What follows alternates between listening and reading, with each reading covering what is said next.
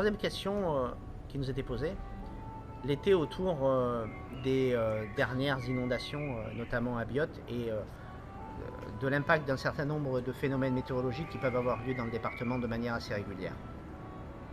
Alors, tout d'abord, pour nous, il semble important de prendre en compte la mesure de cette catastrophe qui a coûté la vie à un certain nombre d'habitants de Biot, mais au-delà de ça aussi, qui a fait qu'un certain nombre d'habitants ont perdu une partie de leur vie ce jour-là.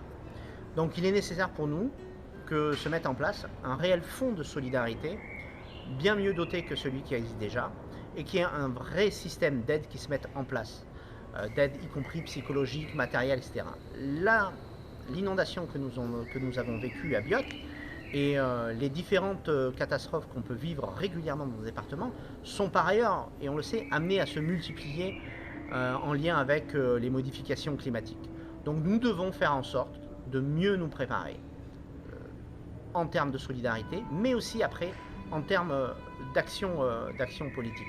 N'oublions pas que ces gens qui ont perdu leurs biens, qui ont perdu leur maison, qui ont perdu la vie, ne sont pas plus fautifs que les collectivités qui leur ont donné l'autorisation de s'installer à ces endroits. L'erreur étant collective, il faut bien donc assumer cette erreur collectivement. Il nous faut donc repenser effectivement l'aménagement des territoires.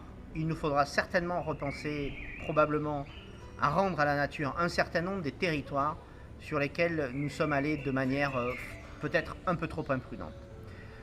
Et enfin, simplement pour citer ce qui est dans l'actualité aujourd'hui, l'étendue absolument extraordinaire de Carrefour qui doit encore gagner en terres non imperméabilisées, mais aussi le méga-centre d'Éclosonne sont autant de projets qui vont renforcer la nature des phénomènes violents que nous subissons déjà dans le département et qui sont à l'opposé même de ce que nous ferions, alors non seulement d'un point de vue humain et en lien avec l'écosystème, mais aussi socialement. N'oublions pas que ces immenses centres commerciaux vont être fort destructeurs en matière d'emploi dans les centres-villes.